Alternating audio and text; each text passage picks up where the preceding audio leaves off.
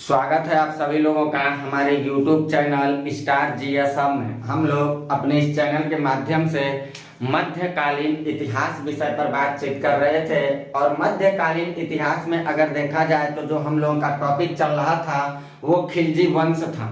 खिलजी वंश के पहले मैंने गुलाम वंश की सारी बातों को बताया था और खिलजी वंश टॉपिक के अंतर्गत अगर देखा जाए तो मैंने 2 वीडियो आप लोगों को दिया है, जिसमें पहले वीडियो में मैंने दिया है खिलजी वंश के संस्थापक जलालुद्दीन फिरोज खिलजी के बारे में और दूसरी वीडियो जो मेरी थी वो स्पेशल अलाउद्दीन खिलजी से रिलेटेड थी। आज हम लोग जिस मुद्दे पे बातचीत करेंगे वो अलाउद्दीन खिलजी के मरने के बाद जो खिलजी वंश की सत्ता पर शासन का एकाधिकार और विस्तार करने के लिए जो अगला बादशाह आता है वो आता है शहाबुद्दीन उमर, या कह सकते हैं जो शहाबुद्दीन उमर था वो अलाउद्दीन खिलजी का ही एक सेनापति मालिक काफूर के द्वारा नियुक्त कराया गया था। इसके बारे में हम लोग सारी बातचीत करेंगे।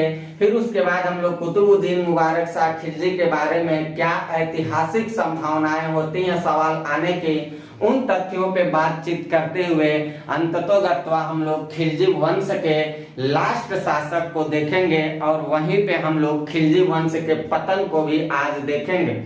यानी कि आज हम लोगों की जो क्लास है वो खिलजी वंश की आखिरी क्लास होगी। आप क्लास के साथ लगे रहिएगा, पूरी बातों को गुणवत्तापूर्ण नोटबुक बनाते हुए चलिएगा, जो आपके भावी प्रतियोगी परीक्षा के लिए काफी महत्वपूर्ण साबित होने वाला है।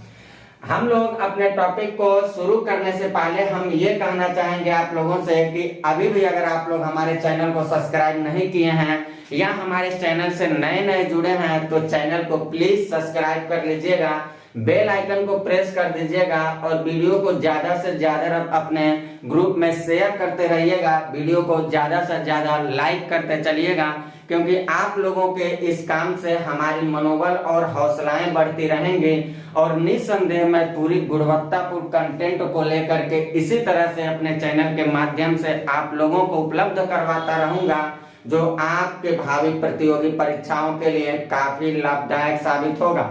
हम लोग चलते हैं अपने सीधे टॉपिक पे और हमारा टॉपिक है, पहले हम लोग पढ़ेंगे शहाबुद्दीन उमर तथा मालिक काफूर के बारे में।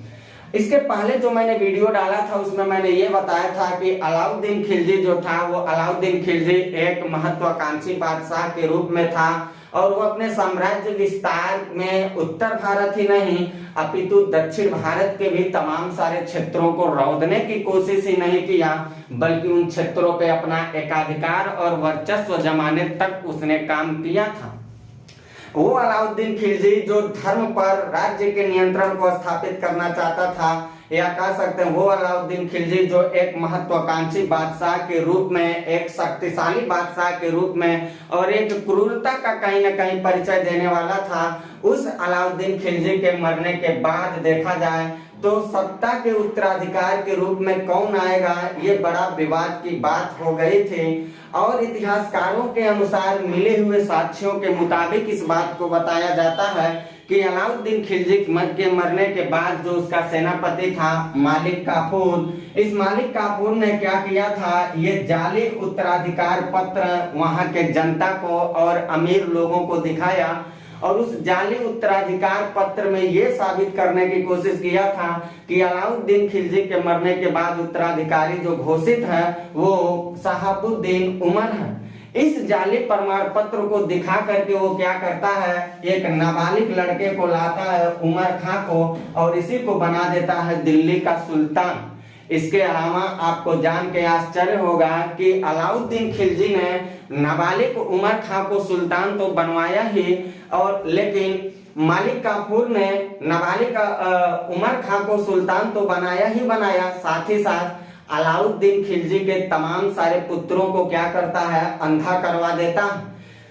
अलाउद्दीन खिलजी के पुत्रों के अंधा हो जाने के बाद अलाउद्दीन खिलजी का एक पुत्र जो बचा हुआ था वो उसका तीसरा पुत्र बताया जाता है, उसका नाम था मुबारक शाह, जिसको पूरा तौर तरीके से इतिहास में कुतुबुद्दीन मुबारक शाह खिलजी के नाम से जाना जाता है।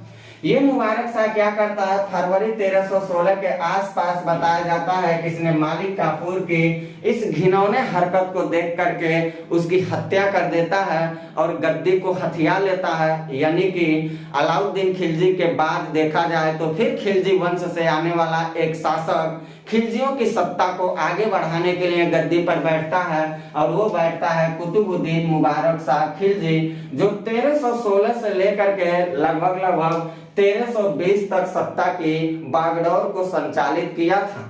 कुतुबुद्दीन मुबारक शाह खिलजी के बारे में तमाम सारे इतिहासकारों का अपना अलग अलग मत आता है, क्योंकि ये बहुत ही दिलचस्प किस्म का राजा बताया जाता है। इतिहास के अनुसार अगर देखा जाए तो कुतुबुद्दीन मुबारक शाह खिलजी अपने कर्तव्यों के अनुसार कुछ ऐसा काम कर गया है जिसके वजह से इसको एक शासक नहीं बल्कि एक भ्रष्ट शासक के रूप में भी देखा जाता है। दरअसल बात यह था कि 1316 के आसपास कुतुबुद्दीन मुबारक शाह खिलजी जो है वो दिल्ली की गद्दी पर स्वतंत्र शासक के रूप में गद्दी को सुशोभित करता है। लेकिन इसकी जितनी सारी कामकाज हम लोग देखेंगे, अभी आगे पढ़ेंगे, उन काम काजों के रवैये के अनुसार और इसके द्वारा दिए गए जो नीतियां थी उसके अनुसार इसकी मनोबल और इसकी आकांक्षाओं को देखते हुए ऐतिहासिक दृष्टिकोण से इसको एक भ्रष्ट शासक के रूप में देखा जाता है। यानी कि कह सकते हैं कि कुतुबुद्दीन मुबारक शाह खिलजी जो था वो एक भ्रष्ट शासक था। इसके बारे में यह भी कहा जाता है कि इसने बगदाद के जो खलीफा थे उनके अस्तित्व को ये सीधे नकार देता है और स्वयं को खलीफा घोषित करने का काम किया था।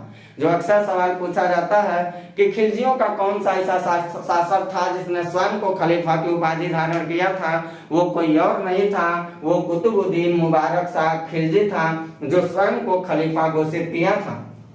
इसके बारे में जो कहावतें आती वो ये आती है कि राज दरबार में कभी कभी स्त्रियों का वस्त्र पहन करके चला जाता था और इतिहासकार वर्णी इसके बारे में पूरा उल्लेख करते हुए बताते हैं कि कुतुबुद्दीन मुबारक शाह खिलजी ऐसा बादशाह था जो कभी कभी नग्न होकर के राज दरबार में दौड़ा करता था। इसके बारे में ये कहावत कहा जाता है और ये कहावत ही नहीं है बल्कि ऐतिहासिक साक्ष्य। यानी कि दिल्ली का एक ऐसा सुल्तान जो स्त्रियों का वस्त्र पहन के राज दरबार में जाए या दिल्ली का एक ऐसा सुल्तान जो नग्न होकर राज दरबार में दौड़ा करता था, वो कोई और नहीं था, वो कुतुबुद्दीन मुबारक शाह खिलजी था। कुतुबुद्दीन मुबारक शाह खिलजी की इस घिनौने हरकत को देखते हुए, उसकी नाजायज फायदा उठाते हुए आगे चल करके 1320 के आसपास बताया जाता है कि उसी का जो वजीर था, उसका वजीर जिसका नाम खुसरो खां बताया जाता है, वो खुसरो खां 1320 के आसपास जाकर के इसकी हत्या कर देता है और हत्या करके सीधे दिल्ली की गद्दी को सुशोभित कर लेता है। यानी कि खिलजियों की जो वंश परंपराएं थी कहीं न कहीं यहीं जाकर के समाप्त हो जाती हैं और खिलजियों की सत्ता की बागडोर को संचालित करने वाला जो शख्स आ जाता है वो खुसरो खां आता है। ये खुसरो खां जो था गद्दी पर बैठता है तो खुसरो खां ने उपाधि स्वयं को जो उपाधि धारण किया था वो पैगंबर का सेनापति अपने आप को घोषित किया था। यानी कि पैगंबर के सेनापति के नाम से जाने जाने वाला जो था वो खुसरो खां था। 1320 में जैसे सत्ता को हथियाता है, पूरी खिलजियों की जो सत्ता थी वो डगमगा गई थी। खिलजियों का जो अस्तित्व था वो गिर चुका था, जो उसका अस्थायित्व था वो समाप्त हो चुका था। यही कारण है कि इसका नाजायज फायदा उठाने के लिए 1320 में ही बताया जाता है कि गाजी तुगलक नामक एक व्यक्ति ने खुसरो खां, ये गाजी तुगलक नामक जो व्यक्ति है ये आगे इतिहास में गियासुद्दीन तुगलक के नाम से बहुत चर्चित होगा। ये गाजी तुगलक क्या करता है, 1320 में खुसरो खां को पराजित कर देता है और खिलजियों की सत्ता का पूर्ण रूप से उन्मूलन कर देता है और वहीं पर दिल्ली की गद्दी पर एक नवीन सत्ता की स्थापना करता है, एक नवीन वंश परंपरा को लॉन्च करता है जो वंश परंपरा तुगलक वंश के नाम से जानी जाती है। यानी कि खिलजियों की जो कहानी थी कहीं न कहीं यहीं समाप्त हो जाती है। मैंने आपको खिलजी से संबंधित तीसरा वीडियो ये दे रहा हूं, जब तक तीनों वीडियो को आप नहीं देखेंगे शायद आप हमारी बातों को कंप्लीट तौर तरीके से ना समझ पाए, तो हो सकता है कि आप इल्जामात लगा सकते हैं कि तथ्यों या कंटेंट या समझाने या तौर तरीके में कोई गड़बड़ी है। इसलिए मैं आपसे अपील करूंगा कि कंप्लीट तीनों वीडियो को देखने के बाद आप बताइएगा कि क्या आपके प्रतियोगी परीक्षाओं में अभी तक पूछे हुए प्रीवियस ईयर पेपर के आधार पर जितने सारे मुद्दे खिलजियों से उठे हैं, क्या हमारे चैनल के द्वारा दिए गए कंटेंट अपर्याप्त हैं या अधूरा है या पर्याप्त हैं। इन मुद्दों पे आप जरूर कमेंट करके बताइएगा। खिलजियों की देखा जाए तो यही सप्ताह का समापन हो जाता है और समापन होने के बाद एक नवीन वंश परंपरा मैंने बताया कि दिल्ली में आकर के स्थापित होती है, वो है तुगलक वंश। ये तुगलक वंश 1320 से लगभग 1413-14 तक ये चलता है। और तुगलक वंश में मेन जो शासक आते हैं वो 3 आते हैं। एक गयासुद्दीन तुगलक आता है, फिर इसके बाद उत्तराधिकार के रूप में मोहम्मद बिन तुगलक आएगा, और इसके बाद उत्तराधिकार के रूप में देखा जाए फिरोज शाह तुगलक आएगा। फिर इसके बाद कई छोटे छोटे ऐसे आएंगे। लास्ट में देखा जाएगा तो अंततोगत्वा तुगलकों की भी सत्ता अंतिम रूप से देखा जाएगा तो नसीरुद्दीन महमूद तुगलक करके आएगा। यहाँ नसीरुद्दीन होगा, नसीरुद्दीन महमूद तुगलक करके आएगा। यानी कि ये तुगलक वंश से संबंधित जितनी सारी कहानी है ये मैं अपने अगली वीडियो के साथ मिलता हूँ, तो वही तुगलक की वंश की एक एक कहानी मैं बताते हुए आगे बढ़ते चलूंगा। अभी आप खिलजी वंश के से संबंधित जितनी सारी बातें मैंने बताया इसको आप नोट कर लीजिएगा। इसका वीडियो नंबर 1, 2 और 3 जो है ये तीनों देख करके एक साथ आप इसको कवर करिएगा। इन सारी मुद्दों को कवर करते हुए चलिएगा। ये आपके प्रतियोगी परीक्षा के लिए काफी लाभदायक साबित होंगे। और चैनल को ज्यादा से ज्यादा आप लोग सब्सक्राइब, शेयर, लाइक, शेयर जितना सब कुछ होता है सब के सब करते चलिए, क्योंकि उससे हमारी मनोबल बढ़ेगी।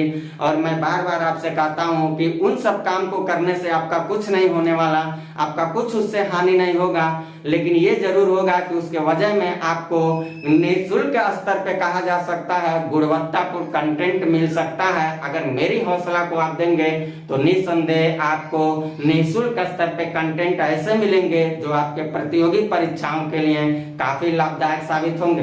तो आप इन सारी बातों को नोट करते चलिए। अगली क्लास में मिलता हूं मैं आप लोगों के बीच जब, तो मेरा जो टॉपिक चलेगा वो तुगलक वंश चलेगा। तुगलक वंश से संबंधित मैं सारी बातों को एक एक करके बताने की कोशिश करता रहूंगा। तब तक के लिए लेता हूं मैं आप लोगों से इजाजत। Bye, best of luck.